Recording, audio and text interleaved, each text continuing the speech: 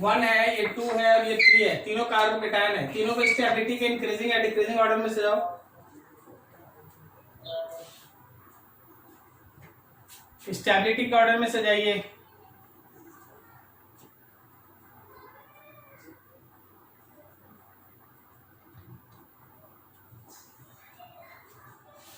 सबसे ज्यादा stable 1, 2, 3।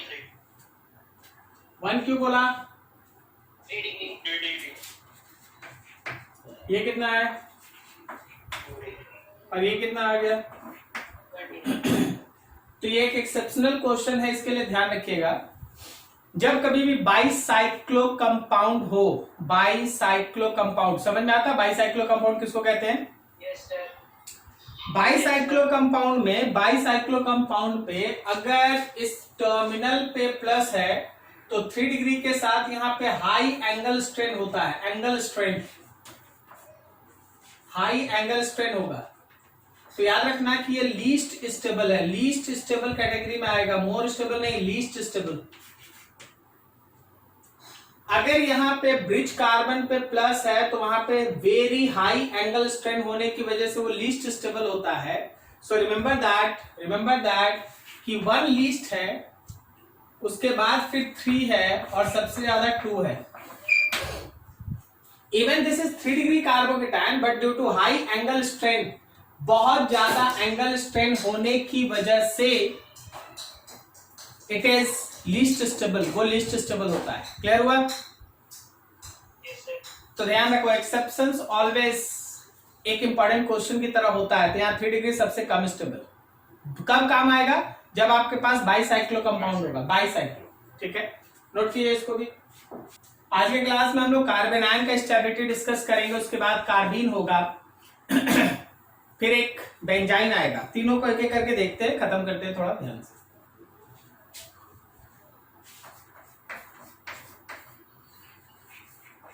Carbon ion as reaction intermediate.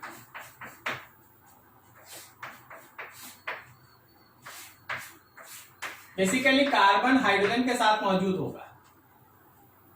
Carbon hydrogen के साथ मौजूद है तो इलेक्ट्रोनिगेटिविटी जो हमारे कार्बन का है वो इलेक्ट्रोनिगेटिविटी हाइड्रोजन से ज्यादा है। अगर आप यहाँ पे कोई एक बेस देते हैं तो बेस अप्रोच करता है हाइड्रोजन को और हाइड्रोजन H+ में निकलने के लिए अपना पेयर ऑफ इलेक्ट्रॉन कार्बन को देके जाता है। ऐसे सिचुएशन में कार्बन 3 बॉन्ड और एक नेगेटिव चार्ज के साथ होता है। ऐसे सिचुएशन में कार्बन 3 बॉन्ड और एक नेगेटिव चार्ज के साथ होता है। जो आपको नेगेटिव चार्ज दिख रहा है वो नेगेटिव चार्ज कुछ नेगेटिव चार्ज होने के साथ बस ये मान लो कि वो एक पेयर ऑफ इलेक्ट्रॉन है। तो अगर आप फॉर्मल चार्ज का कॉन्सेप्ट याद रखें तो थोड़ा याद कीजिए, 1 इलेक्ट्रॉन, 2 इलेक्ट्रॉन, 3 इलेक्ट्रॉन और 2 5 इलेक्ट्रॉन, क्या बोलता है? इसका फॉर्मल चार्ज होगा -1। अरे नहीं समझा? 1 2 3 4 5, बैलेंस इलेक्ट्रॉन 4 होता है, उसके पास 5, तो फॉर्मल चार्जेस -1, वही उसका माइनस था। अब देखिए यहाँ पे 3 बॉन्ड और एक ऑर्बिटल है ऐसा। सो अगर आप इसका हाइब्रिडाइजेशन देखेंगे तो ये sp3 होगा। इलेक्ट्रिकली कैसा है? नेगेटिव है। और इसका स्ट्रक्चर कैसा होगा भाई? टेट्राहेड्रल हो गया। तो स्ट्रक्चर हो गया टेट्राहेड्रल, हाइब्रिडाइजेशन sp3, इलेक्ट्रिकली है ना, नेगेटिव है। अब यहां पे चलो स्टेबिलिटी के बारे में ध्यान देते हैं। फर्स्ट हम लोगों के पास stability of alkyl carbanion. वैसे एक सिंपल सा चीज है, कार्बन आयन का stability depends on negative charge density on carbon. जो नेगेटिव चार्ज डेंसिटी है कार्बन के ऊपर, वो जितना कम होगा, नेगेटिव चार्ज डेंसिटी कार्बन के ऊपर जितना कम होगा, याद रखना स्टेबिलिटी उतना ही ज्यादा है। कार्बन आयन में कार्बन का निगेटिव चार्ज जितना कम कम कम होगा, रिड्यूस होगा, याद रखना उसका स्टेबिलिटी उतना ही ज्यादा है। So you can say that less negative charge density, less negative charge density, more will be stability. So remark, ध्यान रखना यही कॉन्सेप्ट कार्बन आयन के स्टेबिलिटी को डिसाइड करता है। अब सोचो तुम्हारे पास है R bond C bond R bond R 3 degree carbon ion, R bond C bond R bond H और carbon ion, R bond C bond H bond negative carbon ion. सोच के बताओ, ये 3 डिग्री कार्बन आयन है, ये 2 degree है, ये 1 degree. सबसे ज्यादा स्टेबल कौन? 1 डिग्री। सबसे कम स्टेबल 3 डिग्री। कारण क्या है कि यहाँ 3 अल्काइल ग्रुप है जो इलेक्ट्रॉन को पुश करेगा। अच्छा, यहाँ हाइपर कंजुगेशन सोचेंगे या नहीं? नहीं सर। क्यों नहीं सोचेंगे? इंडक्टिव है। Very good. यहाँ लेफ्ट से राइट की तरफ बस ये तुम समझ लेना कि plus I effect decreases negative charge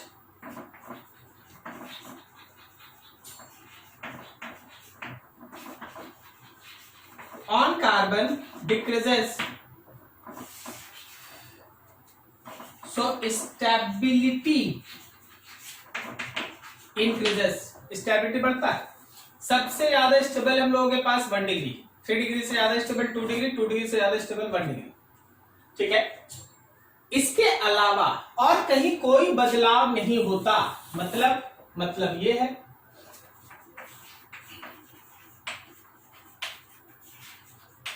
benzylic carbon ion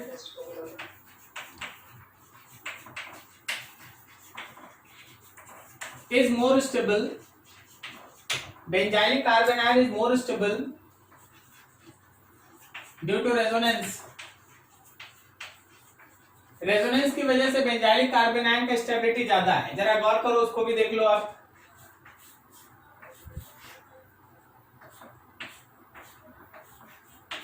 bond CH2 and minus, ये निगेटिव चार्ज नीचे उतरा भाई, ये रिपेल होकर इस पे चला गया, तो डबल बॉन्ड CH2 यहां माइनस, ये डबल बॉन्ड। नेक्स्ट इसके बाद ये निगेटिव उतरा इधर, ये रिपेल होके यहां चला गया, डबल बॉन्ड CH2 यहां डबल बॉन्ड, ये माइनस और ये डबल बॉन्ड। देखते चलना, फिर ये निगेटिव उतरा यहां, ये रिपेल होके इधर चला गया, डबल बॉन्ड CH2, ये डबल बॉन्ड, यहाँ माइनस, एंड फाइनली जैसे ही ये यहां उतरा, ये रिपेल होके चला गया कार्बन पे,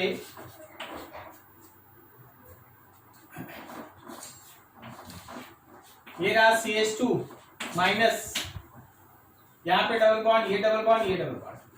तो इस रेजोनेंस की वजह से जो कार्बन का निगेटिव चार्ज है, फिर से सुनना, इस रेजोनेंस की वजह से जो कार्बन का निगेटिव चार्ज है वो पूरे रिंग में डीलोकलाइज्ड होता है, पूरे रिंग में घूमता है, और इसी वजह से निगेटिव चार्ज का डेंसिटी कम होता है, वापस बोलो तो स्टेबिलिटी ज्यादा होता है। ठीक है, तो benzylic carbanion is more stable due to resonance. Same concept is applicable for allylic also.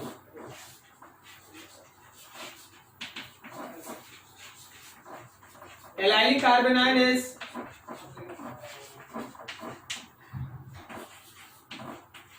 also more stable. Reason by resonance.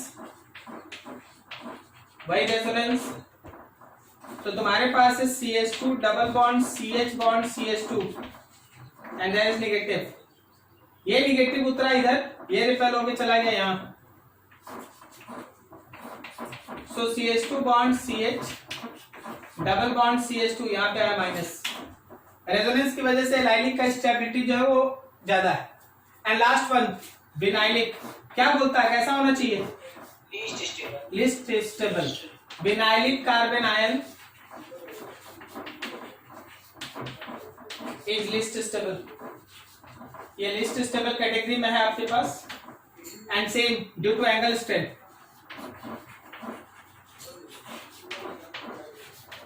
Angle strain की वजह से, तो आप लिख रहे हैं CH2 डबल बॉन्ड CH के ऊपर माइनस, ये लिस्ट स्टेबल। तो एकदम रफ आइडिया तुम्हारे सामने है, क्योंकि इसके अंदर भी बहुत सारा डिस्कशन का भी मैटर बाकी है। कोई भी ऐसा फैक्टर तुमको दिखाई दे जो निगेटिव को बढ़ा रहा है तो याद रखना स्टेबिलिटी घट जाएगा। कोई भी ऐसा फैक्टर दिखाई दे जो निगेटिव को अपनी तरफ खींच रहा है, निगेटिव इंटेंसिटी को कम कर रहा है, याद रखना स्टेबिलिटी बढ़ जाएगा। तो वो सब भी देखेंगे, नोट करो इसको बढ़िया से।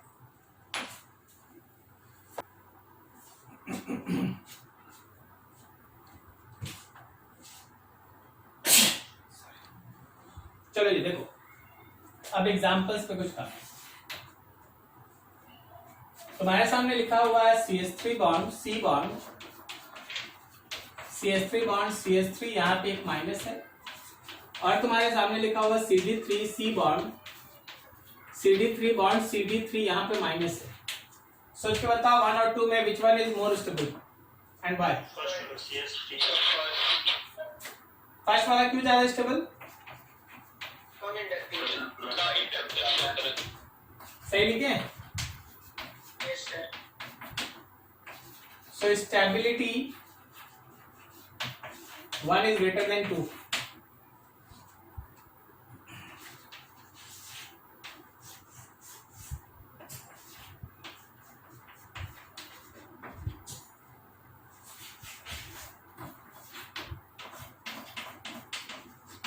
बोलो कौन ज्यादा स्टेबल? फर्स्ट वाला। कारण बोलो। माइनस ऐसे करेगा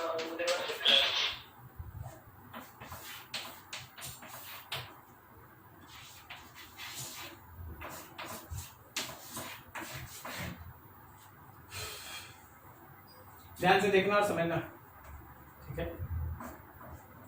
यहाँ पे 2 हाइड्रोजन है, अल्फा नाम है, ठीक है, और यहाँ पे 1 हाइड्रोजन है, बीटा नाम है। अब तुम बताओ which hydrogen can be easily abstracted as H plus, alpha और बीटा।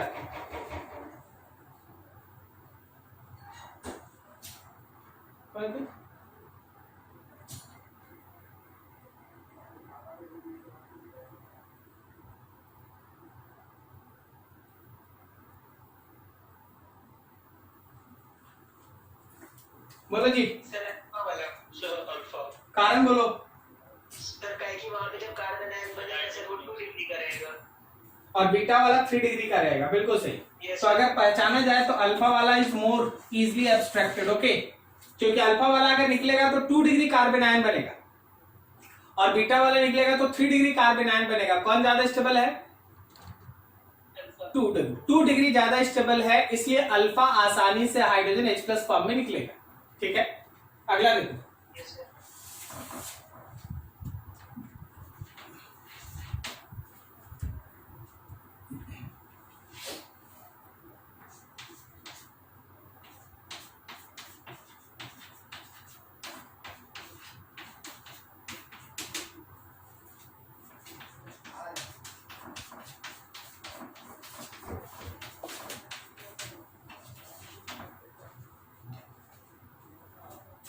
बोलो 1 और 2 which one is more stable? दूसरा वाला sir. Why second one? Inductive ज्यादा होगा माइनस। क्या बोला? अच्छा सॉरी, फर्स्ट वाला में सर रेजोनेंस है, इसीलिए फर्स्ट वाला। फर्स्ट वाला क्यों resonance? Minus single bond vacant year better.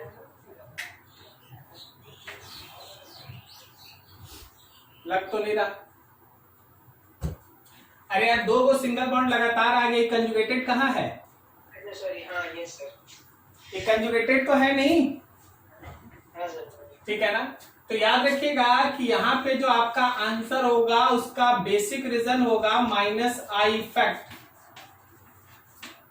Basic reason होगा inductive effect, minus I effect, electron को अपनी तरफ खींचना। अब कौन ज्यादा माइनस आई शो करेगा, एफ वाला ना, ये कम। तो याद रखना कि 1 से ज्यादा स्टेबल है 2। अगले एग्जांपल पे ध्यान लगाओ।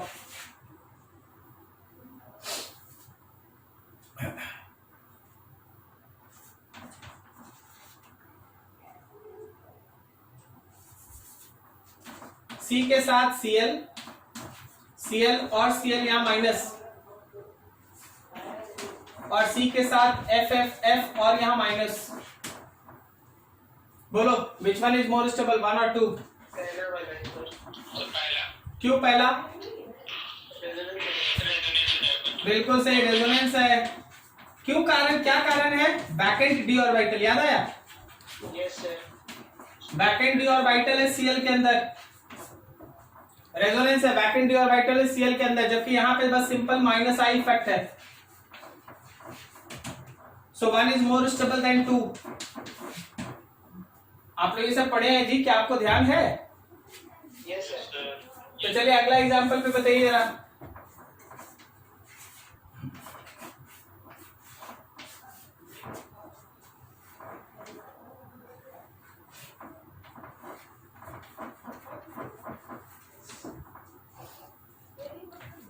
ये 1 है,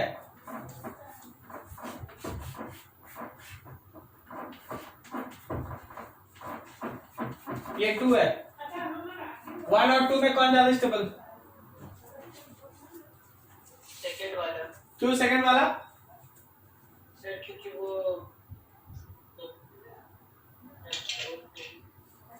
वैकेंट ऑर्बिटल है सर इसमें। बस सही बात, एकदम सेम। यहाँ पे फास्फोरस के पास वैकेंट डी ऑर्बिटल है, और vacant D orbital it cancels resonance. यहाँ नहीं, नो रेजोनेंस।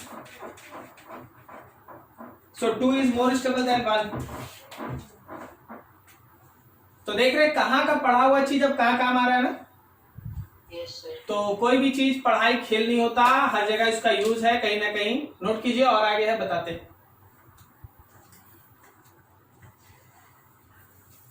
सर फोर्थ वाले में हाँ, रिवर्स हाइपर कॉन्जुगेशन में यूज कर सकते हैं क्या? नहीं हाइपर कंजुगेशन नहीं ना पढ़ेंगे कार्बन आयन में। नहीं, रिवर्स वाला भी नहीं कर सकते। नहीं रिवर्स वाला भी नहीं कर सकते ना, ठीक है। Basically we have to discuss about resonance, vacant D orbital in case of carbanion. हाँ,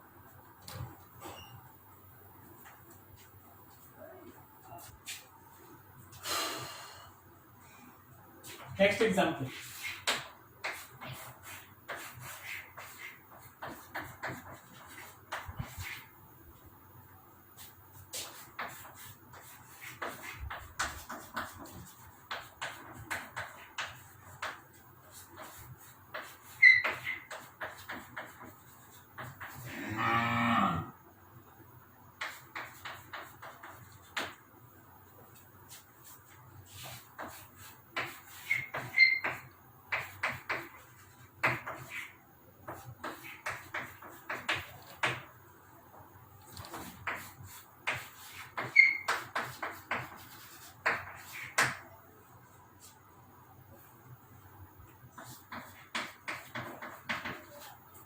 हाँ, तो तुम्हारे पास 5 है, 1 है, 2 है, ये 3 है, ये 4 है, ये 5। मोस्ट स्टेबल कौन? मोस्ट स्टेबल सर 2 होता है। सर 2। सब कोई ट्राई करो, मोस्ट स्टेबल कौन? अरे बोलो बोलो, सही बोल रहा है, बोलो। चलो सबका रोल देखो। ये नाइट्रो ग्रुप, क्या ये -M के लिए है? Yes sir. ये CH3, क्या ये +I और हाइपर कंजुगेशन के लिए है? सही। Yes sir. कुछ एक्स्ट्रा नहीं लिख दिया गया है? क्यों हाइपर कंजुगेशन हम लोग यहाँ लिखेंगे? यहाँ तो काम ही नहीं है इसका। हाइपर कंजुगेशन नहीं ले रहे सर उसमें। अगला OCH3 क्या करता है बोलो? Plus M plus M. और यहाँ OCH3 क्या करता है? Inductive minus I. क्या सही जा रहा है? यस सर बोलो सबसे ज्यादा स्टेबल कौन? 2। उससे कम? 5 5। उससे कम? 5 के बाद सर 1। उससे कम? 3। और सबसे कम स्टेबल कौन? 4। क्या आपको समझ में आई ये टर्म?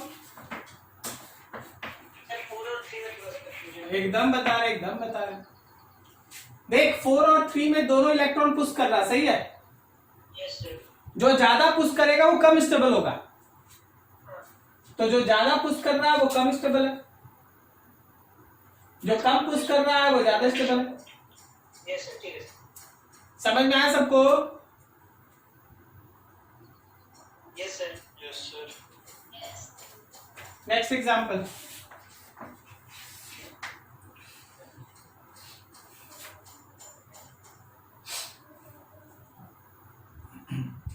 हम लोग के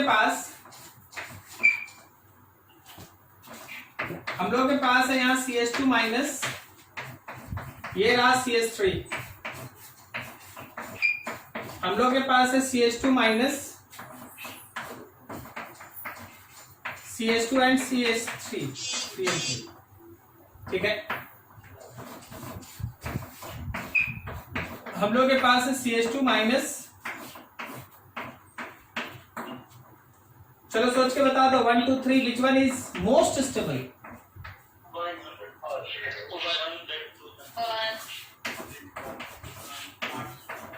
कारण बोलो, कारण बोलो। इंडक्टिव कम है सबसे सबसे कम है, सब प्लस आई है ना? यस सर लेकिन ये सबसे कम है, और इसका जो प्लस आई है वो सबसे ज्यादा है, प्लस आई मैक्सिमम, तो स्टेबिलिटी मिनिमम। समझ में आ रहा है? यस सर नेक्स्ट देखो अगला एग्जाम्पल।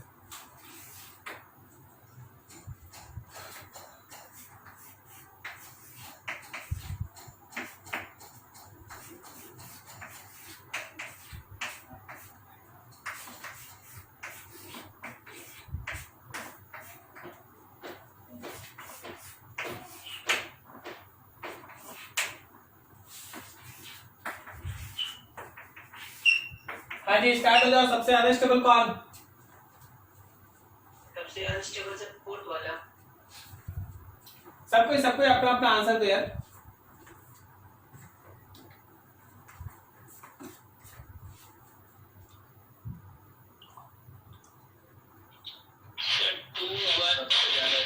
थर्ड वाला सर सबसे कम बोले ना सबसे कम है सबसे कम थर्ड वाला फर्स्ट होगा फर्स्ट सबसे स्टेबल 2 1 4 3 सर 3 2 1 4 क्या बोले? 3 2 1 4। 1 4 हाँ किसका आया था 2 सबसे ज्यादा स्टेबल? पता नहीं सर में आया है किस? उत्कर्ष का। क्यों क्यों उत्कर्ष 2 सबसे ज्यादा स्टेबल?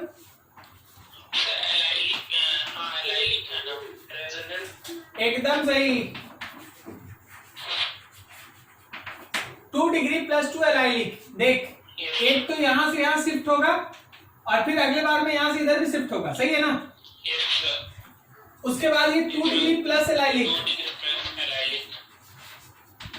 अरे यार ये विनाइलिक है, क्यों दिमाग लगा रहा है इस पर? निगेटिव चार्ज नहीं मौजूद है जहां डबल बॉन्ड है, और ये केवल 2 डिग्री है। So 2 is most stable, then 1, then 4, and third is least. नहीं समझा? समझ में आया?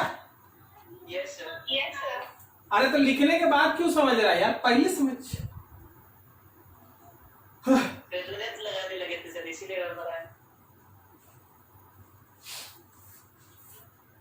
ठीक है, गर्मी है, ज्यादा टेंशन नहीं लेना, ठीक है, रिलैक्स रहना। हाँ? लास्ट खत्म करें।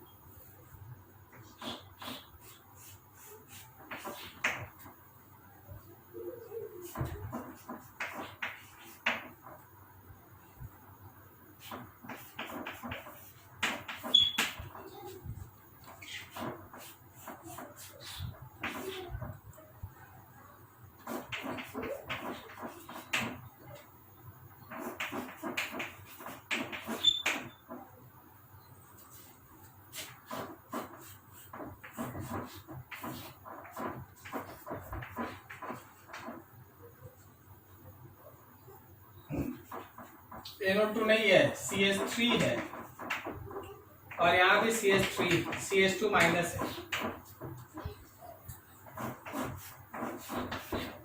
और इसमें केवल CH2 माइनस है।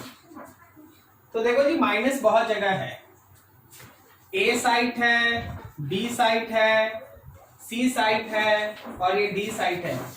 चलो बताओ हर नेगेटिव का स्टेबिलिटी का सबसे ज्यादा स्टेबल कौन? राइट हैंड साइड वाला बेंजीन को क्या लगा सर? CH3 ठीक है सर। इधर नहीं दिख रहा क्या यहाँ तक? नहीं सर, और उसके बाद नहीं दिख रहा है। अच्छा ठीक। स्टील का हुआ सर।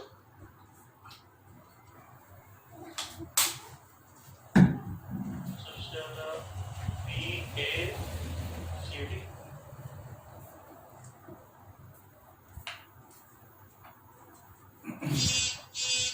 हाँ तो सबसे ज्यादा स्टेबल कौन? B sir. B ना? क्यों ऐसा? माइनस आई स्विंग ग्रुप में तो पास माइनस M होगा सर। तो माइनस M उसके इफेक्ट है। B वाले में माइनस M है, सही बोला। और A वाले में क्या है? माइनस M उसमें माइनस आई है सर। माइनस I है। और उसके बाद फिर जो C वाला उसमें क्या है? उसमें खाली सर एक प्लस I है। वेरी वेरी गुड, ऐसे ही सोचा जाता है। चल अब हो गया है, बोर्ड भी भर गया है, काम भी हो गया है, सब कुछ ठीक ठाक है। कहाँ गए मेरे चौक?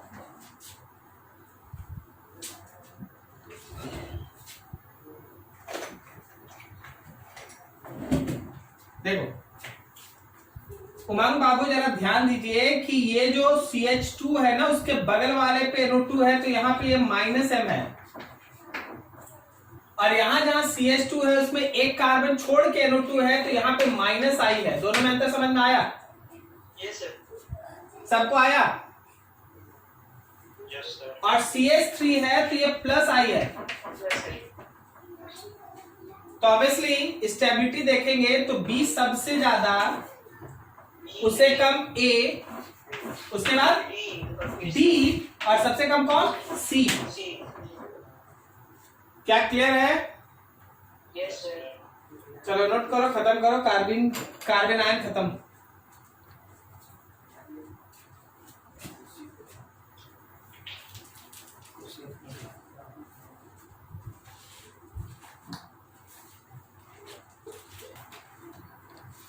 चलो नेक्स्ट हम लोग के पास अगला रिएक्शन इंटरमीडिएट है, दैट इज कॉल्ड कार्बीन।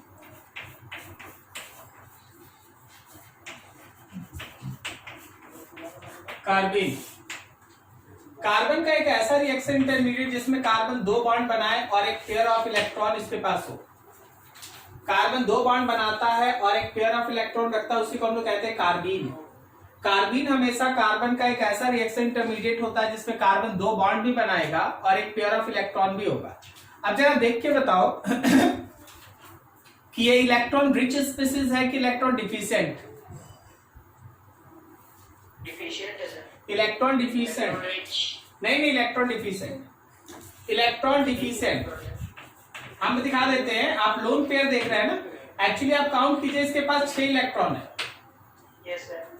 तो इलेक्ट्रॉन डिफिशिएंट स्पीसीज है, इसलिए ये काम करता है एक इलेक्ट्रोफाइल की तरह। इलेक्ट्रोफाइल की तरह काम करता है। ये काम करता है एसिड की तरह, लैविस एसिड। ये लैविस एसिड है, इलेक्ट्रोफाइल है, ठीक है। अब बहुत सारा जगह ऐसा होता है कि इस कार्बीन को आप 2 कैटेगरी में डिवाइड करके रखते हैं।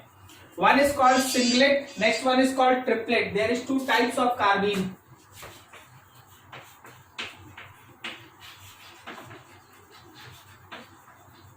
टाइप्स ऑफ कार्बीन, एक होता है singlet and second is called triplet. Singlet carbene उसको कहते हैं जिसमें ये दोनों ही इलेक्ट्रॉन एक ऑर्बिटल के अंदर हो। ऐसा पर्टिकुलर कार्बीन जिसमें दोनों ही अनपेयर्ड इलेक्ट्रॉन, दोनों ही इलेक्ट्रॉन्स एक सिंगल हाइब्राइड ऑर्बिटल के अंदर, उसको सिंगलेट कहते हैं। लेकिन ऐसा पर्टिकुलर कार्बीन जिसमें ये दोनों इलेक्ट्रॉन एक एक ऑर्बिटल के अंदर हो, उसको कहते हैं ट्रिपलेट। रिमेंबर दैट सिंगलेट के अंदर दोनों इलेक्ट्रॉन एक ऑर्बिटल में होने की वजह से इसका हाइब्रिडाइजेशन होता है sp2, जबकि ट्रिपलेट में दोनों इलेक्ट्रॉन एक एक ऑर्बिटल में है तो वो हाइब्रिडाइज्ड ऑर्बिटल में काउंट नहीं होगा, इसलिए इसका हाइब्रिडाइजेशन होता है sp। अब सोचो दोनों में इलेक्ट्रॉन इलेक्ट्रॉन के बीच रिपल्सन किसमें ज्यादा? sp2 में, इसमें ज्यादा, इस वजह से इसका स्टेबिलिटी कम, और यहां इलेक्ट्रॉन इलेक्ट्रॉन के बीच का रिपल्सन कम, इसलिए स्टेबिलिटी ज्यादा। सो दो काम है यहां पे, electron repulsion is higher, so less stable, और यहां इलेक्ट्रॉन रिपल्सन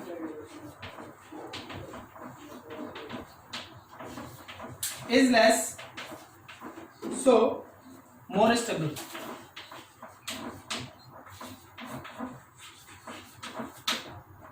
तो ये हम लोगों के पास लेस स्टेबल है, ये हम लोगों के पास मोर स्टेबल है, चीज ऐसे चलता है।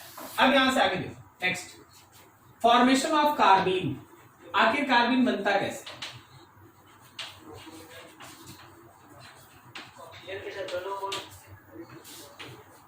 बेसिकली तीन इंपॉर्टेंट जगह है जहां एकदम आप याद रखिएगा। CH2I2 अगर दिख गया और तुमको दिख गया जिंक या कॉपर में से दोनों में से कोई एक, याद रखना कि वहां कार्बीन बनता है, CH2 प्लस ZnI2।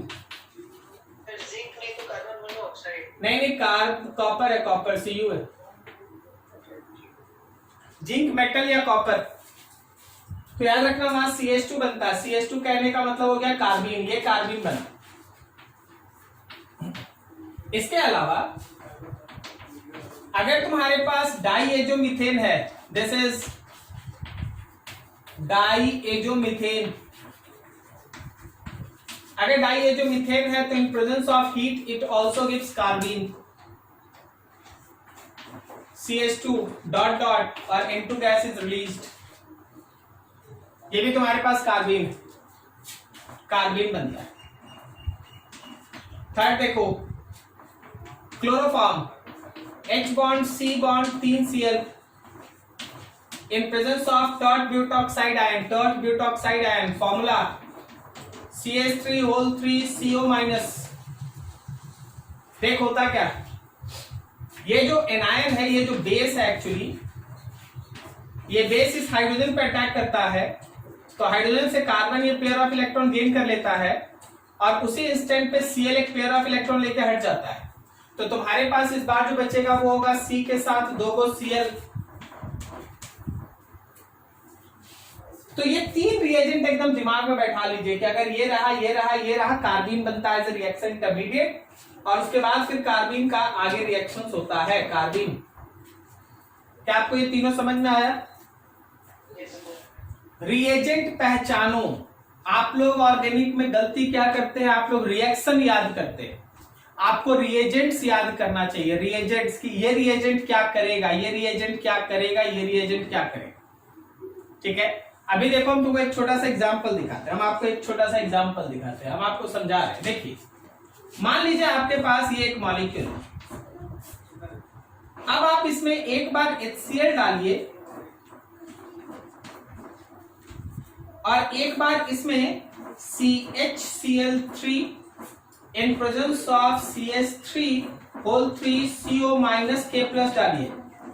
अब बोलिए क्या दोनों केस में प्रोडक्ट सेम होगा? नहीं होगा, हम आपको बता देते हैं। फर्स्ट केस में जो प्रोडक्ट होगा, एक जगह Cl और एक जगह H होगा।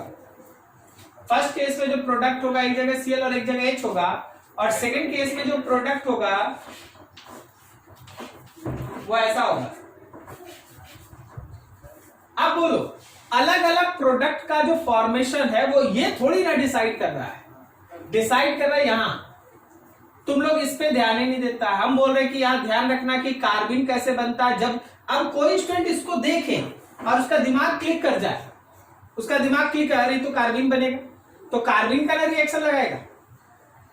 और इसको देखे ये क्या है, तो ये इलेक्ट्रोफिलिक एडिशन है, तो इसको देखते ही इलेक्ट्रोफिलिक एडिशन लगाएगा, वो बनेगा, इसको देखते ही कार्बीन बनाएगा, ये बनेगा। कैसे बनता है वो भी दिखा दे रहे, लेकिन हमें एक तरीका बता रहे कि आपको रिएजेंट समझना चाहिए, रिएजेंट याद करना चाहिए कि ये रिएजेंट क्या करता है, और तब रिएक्शन होता है। नोट करो यहां तक, फिर आगे बढ़ते हैं इसका reaction.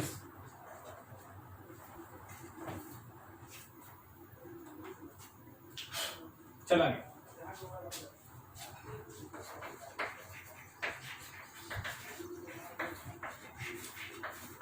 Reactions of carbene, carbene का रिएक्शन। सबसे पहला है, मान लीजिए आपके पास कोई एक एल्कीन वाला साइट है और इसके साथ आप कार्बीन को रिएक्ट कराते हैं, तो याद रखिए ये बनता है। सर कैसे बनता है देख लो।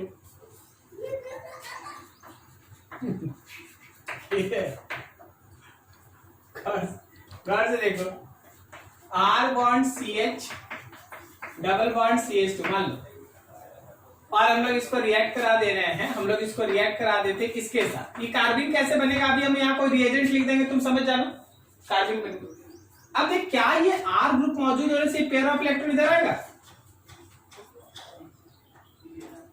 क्या आप सुन पा रहे हैं? Yes sir. क्या ये सही है, पेयर ऑफ इलेक्ट्रॉन इधर आएगा? Yes sir. तो कार्बन का कार्बन जाके इसके ऊपर अटैक करेगा, क्योंकि वो तो इलेक्ट्रॉन डिफिशिएंट है। तो आपके पास बनेगा R bond CH bond CH2, इससे जुड़ गया कार्बन, 2 बॉन्ड और एक पेयर ऑफ इलेक्ट्रॉन। अब जरा गौर करो, तुम इसका कार्बन का फॉर्मल चार्ज कैलकुलेट करो, क्या वो माइनस आ गया? 1 इलेक्ट्रॉन 2 3 4 5, तो फॉर्मल चार्ज निगेटिव हो गया। तो ये निगेटिव वाला कार्बन इसके ऊपर अटैक करेगा और बन जाएगा R bond CH bond CH2, carbon इससे जुड़ गया और 2 को बॉन्ड हो गया जी। ये पेयर ऑफ इलेक्ट्रॉन इसको दे देगा। तो जहां कहीं भी डबल बॉन्डेड साइट रहा, कार्बन जाके वहां एक 3 कार्बन का रिंग बना देता है। जहां भी डबल बॉन्डेड कार्बन का साइट रहा, कार्बन वहां जाके 3 कार्बन का साइक्लिक रिंग बना देता है, 3 कार्बन का साइक्लिक रिंग। देखो जैसे एग्जाम्पल, अभी तुम थोड़ी देर पहले देखा है एक झलक, इसको रिएक्ट करा दिए हैं क्लोरोफॉर्म के साथ CHCl3। अब आपको पहचानना पड़ता है कि यहाँ कार्बन बन रहा है या नहीं। क्या आपको समझ में आ रहा है यहाँ कार्बन बन रहा है? इसको देख के कार्बन बना, या तो एल्कीन के ऊपर कार्बन रिएक्ट करता है, और एल्कीन के ऊपर कार्बन जब रिएक्ट करता है तो 2 को Cl आ जाएगा। अभी देखिए अगला, मान लो जैसे तुम्हारे सामने बोले CH3 bond CH double bond CH bond CH3, और बोले चल भाई इसका रिएक्शन करा दे CH2I2 के साथ इन प्रेजेंस ऑफ जिंक, और तो कुछ दिया ही नहीं गया। तो जिसको भी याद होगा कि CH2I2 जिंक के प्रेजेंस में कार्बन देता है, वो इसका आंसर लिखेगा कैसा? CH3 bond CH bond CH bond CH3, और यहां बनाएगा CH2।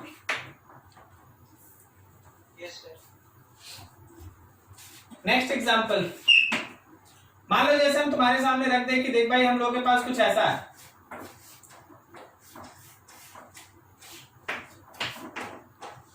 और इसको रिएक्ट करा दो CH2N2 के साथ इन प्रेजेंस ऑफ हीट। तो आपको समझ में आना चाहिए कि ये साइट है कार्बन का। तोड़ देंगे,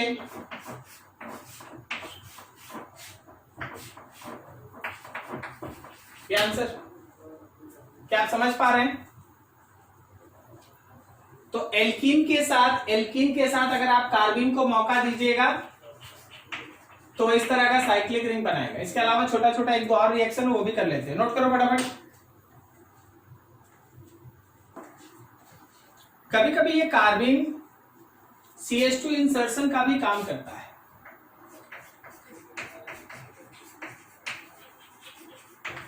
insertion of CH2 group between oxygen and acidic hydrogen। Acidic.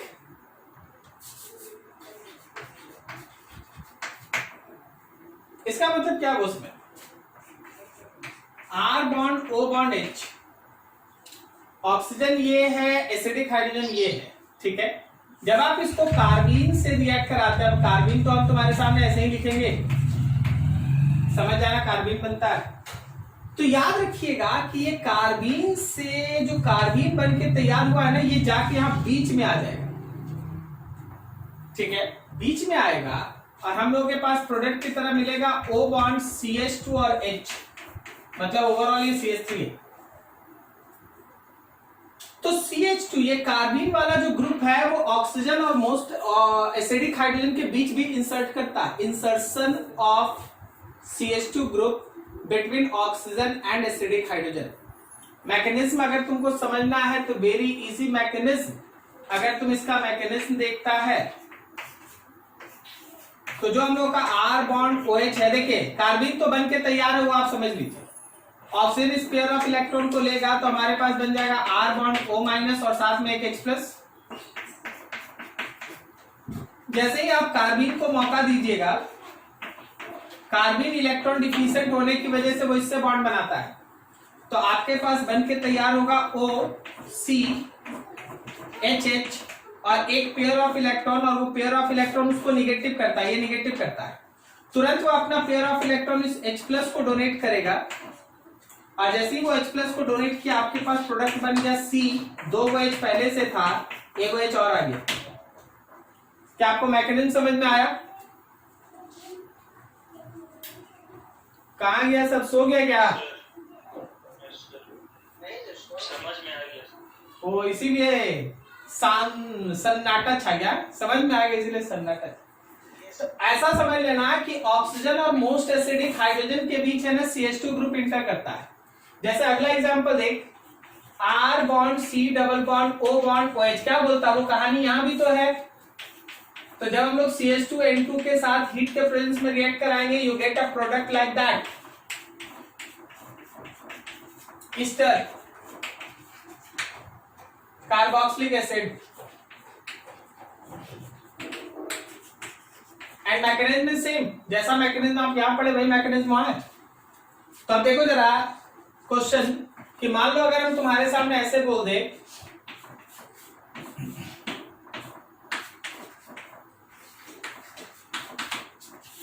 इसको रिएक्ट करा भाई CH2N2 के साथ इन प्रेजेंस ऑफ हीट, बोलो क्या बनेगा? सबसे पहले लेफ्ट वाले साइड पे ये बना, लेफ्ट वाले साइड पे ये बना, और राइट में COOCH3, क्या समझ में आया? ये डबल बॉन्ड था, वो डबल बॉन्ड भी हट के इस तरह का साइकिल में चला गया, और जहां CaOH था वहां भी है ना एक CH3 इंटर कर गया। तो अगला एग्जांपल देखिए, बताइए, खत्म कीजिए इसको। OH को रिएक्ट करा दिए हैं CH2N2 के साथ in presence of heat, O के साथ CH3 बनेगा, ठीक है। तो this is all about carbene, note किया जाए। इसके बाद एक और रिएक्शन इंटरमीडिएट है बेंजाइन। बेंजाइन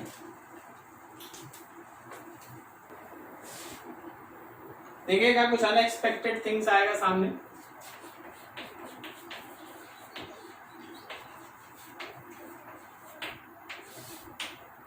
बेंजाइन, बेंजाइन मतलब ये,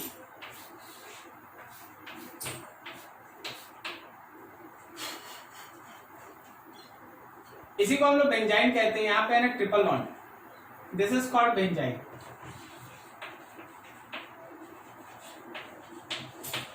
ये बेंजाइन। अच्छा आपको याद है डबल बॉन्ड इक्विवेलेंस, याद है किसी को? Yes sir. Double bond equivalence, हां सर, लिंक करके। हां सर, कितना है इसका? सर 4 बनेगा, 2 हो गए, 3 हो गए, गाइस सर। बेंजीन का कितना होता है डबल बॉन्ड इक्विवेलेंस?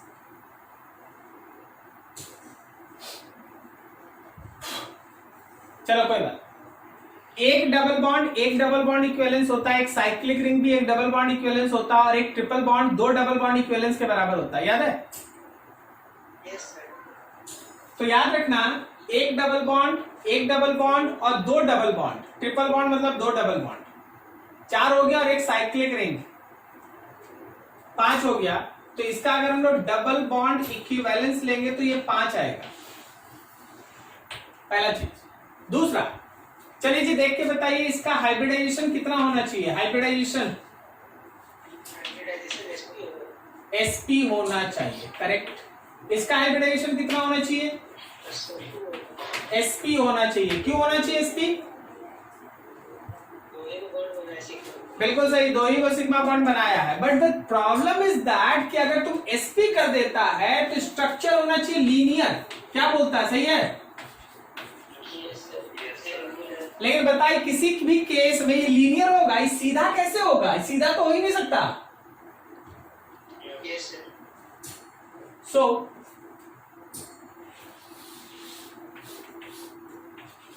sp2 होता है। इसका ऑर्बिटल खुद अपने आप को एडजस्ट करके इस तरह से रखता है कि इसका हाइब्रिडाइजेशन sp2 रहे, क्योंकि ये किसी भी तरह से लीनियर नहीं हो पाएगा। हम बोले ना कुछ अनएक्सपेक्टेड थिंग आएगा, ठीक है? ये किसी भी तरीके से ये लीनियर हो ही नहीं सकता। दैट्स व्हाई ऑलवेज रिमेंबर कि इन case of benzene even that carbon have only 2 sigma bonds, there is no lone pair but still it have had hybridization sp2 कारण to reduce angle strain,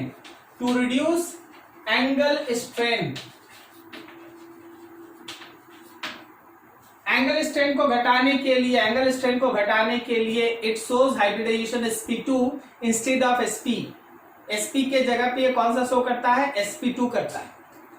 clear हुआ पहला चीज। अब दूसरा देखो कि ये कैसे रिएक्शन में हिस्सा लेता है। इसका जो सबसे खास रिएक्शन है वो कहलाता है साइन सब्स्टिट्यूशन। आप लोग सब्स्टिट्यूशन रिएक्शन सीखे हैं? SN1 सीखे, SN2 सीखे हैं, ठीक है ना? आप इलेक्ट्रोफिलिक सब्स्टिट्यूशन सीखे, आप फ्री रेडिकल सब्स्टिट्यूशन सीखे, सही है? उसके अलावा 2 SN और रिएक्शन होता है, 2 सब्स्टिट्यूशन रिएक्शन और होता है। एक होता है साइन सब्स्टिट्यूशन, अभी पढ़ा देंगे, और एक होता है SNI nucleophilic substitution internal reaction, ठीक है? वो भी आपको हम दिखा देंगे जब समय आएगा तब। अभी साइन सब्स्टिट्यूशन कहां चलता है देखो। हम लोगों के पास एक क्लोरोबेंजीन है और इसको हम लोग रिएक्ट करा रहे हैं NaNH2 के साथ। हम लोग एक साइड दिखाना चाहते हैं, ये साइड दिखाना चाहते हैं जहां क्लोरीन है। तो पता है आपके पास 2 प्रोडक्ट बनता है, एक में NH2 वहां जाता है जहां से क्लोरीन हटा है, और एक में NH2 वहां जा सकता है जहां से क्लोरीन नहीं हटा है।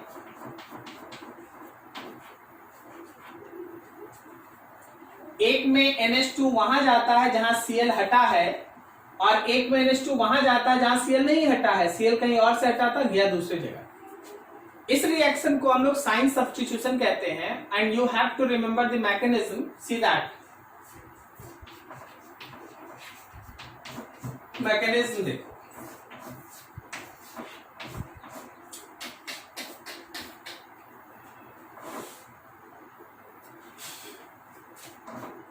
यहां पे क्लोरीन है, यहां पे हाइड्रोजन है। ये वो जगह है जहां क्लोरीन है, remember that.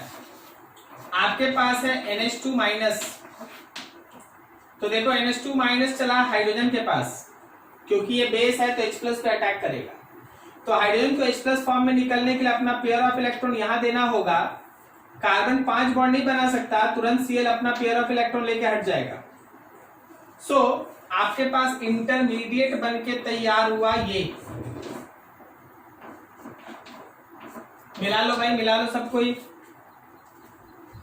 NH2 minus H पे H अपना पेयर ऑफ इलेक्ट्रॉन दिया, Cl अपना पेयर ऑफ इलेक्ट्रॉन लेके हट गया, ठीक है? जब ये बना तो अब इसके बाद यहां से 2 स्टेप स्टार्ट हो सकता है। जब आप इसके ऊपर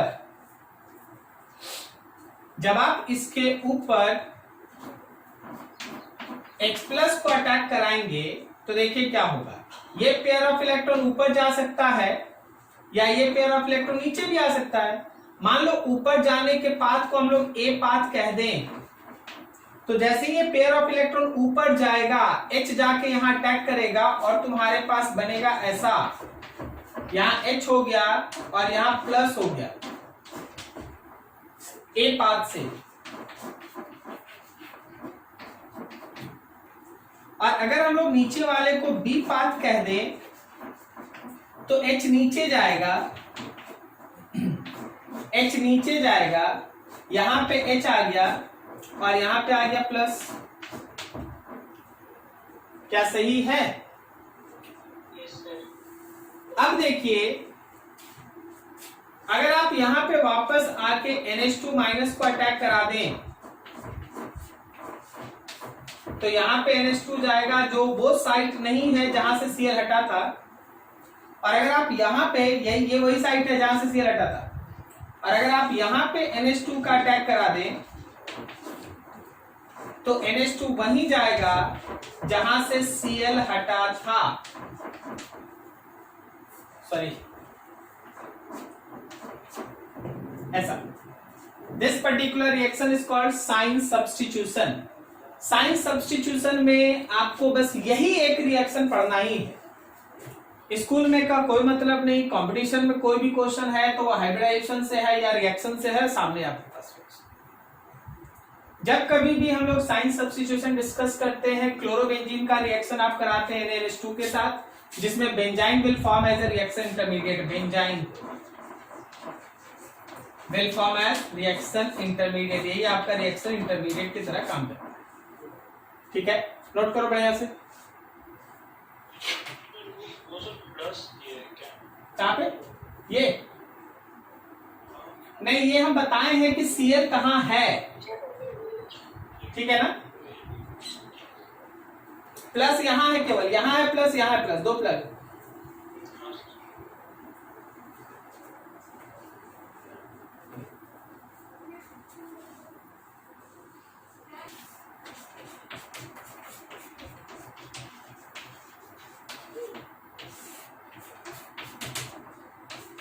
reaction intermediate of nitrogen, very rare, but आपके लिए बस आपके नॉलेज के लिए डाल देते हैं। नाइट्रोजन है, एक बॉन्ड है। ध्यान रखना कि ये कार्बीन की तरह ही होता है, बस इसमें कार्बीन में जो 2 बॉन्ड था उसके जगह एक लोन पेयर होता है। अब देखो, हम इसका 2 तरीका बता देते हैं आपके सामने। नाइट्रोजन एक तो रहेगा ही पेयर। अब सुनो, समझो, अगर दोनों ही इलेक्ट्रॉन एक ही हाइब्राइड ऑर्बिटल के अंदर डाल दिए तो ये हो गया आपका सिंगलेट। और अगर दो, देखो ये तो रहेगा ही, हम बोले ना कि एक जगह बॉन्ड की जगह ये पेयर है, ये रहेगा। समझ रहे हम क्या बोल रहे हैं? yes, और अगर एक पेयर 2 अलग अलग हाइब्राइड ऑर्बिटल, अलग अलग ऑर्बिटल के अंदर, तो उसको कहते हैं ट्रिपलेट। Obviously more stable,